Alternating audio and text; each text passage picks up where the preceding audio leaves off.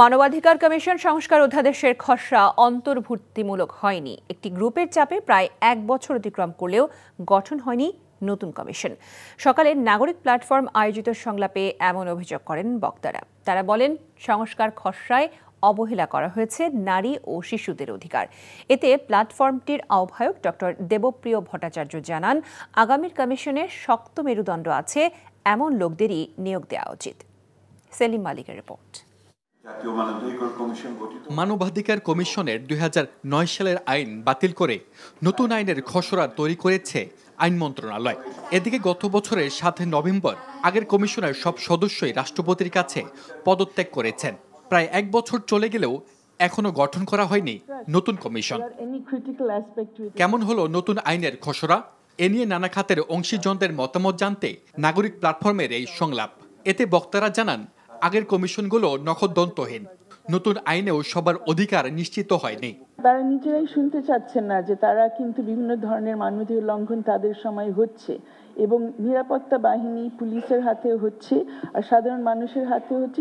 এখনো নতুন কমিশন গঠন না করা নিয়ে সমালোচনা করেন বক্তারা। তারা বলেন, জুলাই আন্দোলনের পরও আইন ও কমিশন গঠন নিয়ে চাপের মুখে অন্তর্বর্তী সরকার। একটা মহলের চাপ তাদের কাছে আসলে রয়েই গেছে। আমার মনে হচ্ছে যে চাপটা থেকে আমরা বের হয়ে আসতে পারিনি এখনো। যেটার জন্য তাদেরকে আসলে গঠন করা হয়েছিল মানবাধিকার প্রতিষ্ঠার জন্য এবং বিচারের দাবিতে জুলাইয়ের এই আত্মত্যাগের পরে, সেই জিনিসটা আসলে ক্ষমতায় যাওয়ার পরে বা বসার পরে সেই জিনিসটার পরিবর্তনটা হয়ে যায়। টিআইবির নির্বাহী পরিচালক ডক্টর ইফতেখারুজ্জামান বলেন, আগের সরকারের সময়ে মানবাধিকার লঙ্ঘনের সাথে জড়িত সব সংস্থার সংস্কার জরুরি। রাষ্ট্রীয় সংস্থা, সেনাবাহিনী থেকে শুরু করে গোয়েন্দা সংস্থাগুলো সবাইকে এই মানবাধিকারের এখতিয়ারভুক্ত কমিশনের এখতিয়ারভুক্ত করতে হবে।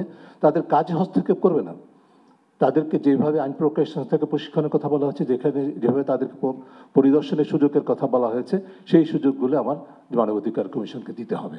জাতীয় মানবাধিকার কমিশনকে শক্তিশালী করে গড়ে তুলতে শক্ত মেরুদণ্ডের লোকদের নিয়ে কমিশন গঠনের আহ্বান জানান ডক্টর দেবপ্রিয় ভট্টাচার্য। কে চাপ দিল?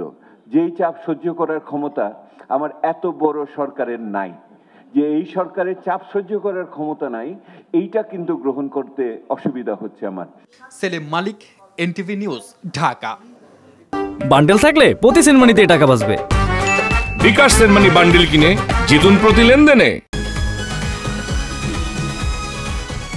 ভাই বয়সটা কত ভাই? এই বয়সে কি আপনি জানাবি করেন নাই?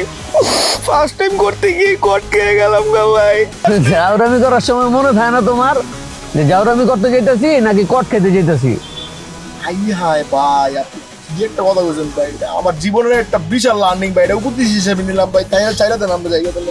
শোনো ভাইয়া, তোমার একটা কথা কই, সব কার্ডই তোমার এনজয়ের জায়গা লয়ে যাবো না, কিছু কিছু কার্ড এমন মাইন্ডটা চিপা লয়ে যাবো। আরে টের পাইতে দিব ভাই, কি হইলো আমার লোকে? এই কি পাইলাম আমাকে দুইটা মোবাইল, আর মোবাইলে কত টাকা? 6000। এদিকে পুষবো রামগো? না ভাই পুষবো না। এই ফোন বেচলে 10, এটা বেচলে 10, 20, আর ফোনের ভিতরে আপনার 6000 পাইছি, মোট 26000 ভাই। 26000 হইব না ভাই। কি করা যায় কদি ভাই? গাড়াই দেইরা গায়ে হারাইলে বাপ মা আসবো, বাপ মা আসলে ধরুন মনে করুন আর 10-15 হইলে আর কি পুষবো আপনার। ভালো আইডিয়া দিছিস রে। কি রে, কি কর? ভালো আইডিয়া না ভাই, বাইতে বন্ধন যাবো না কোনো ভাবে ভাই, বাইতে বনি দাও যেত না ভাই। ফোন দিলে মাইরেই লাইবো, এনো মাইরে লাইবে। বুঝতাছি না কি করব। ফোন তোরা বসছস কি বিপদে? এমন বিপদে তোর বাপ মা ছাড়া আর কেউ এই দুনিয়াতে তোর সাহায্য করবো না, বুঝছিস? তাই না ভাই, আপনি আছেন বুঝার ভাই। ভাই আপনি বাইতে ফোন দিলে আপনারা আমার মাইরে লেবেন, এই কষ্ট আপনার করা লাগতো না। বাপ মাই আমার মাইরে লেবো ভাই।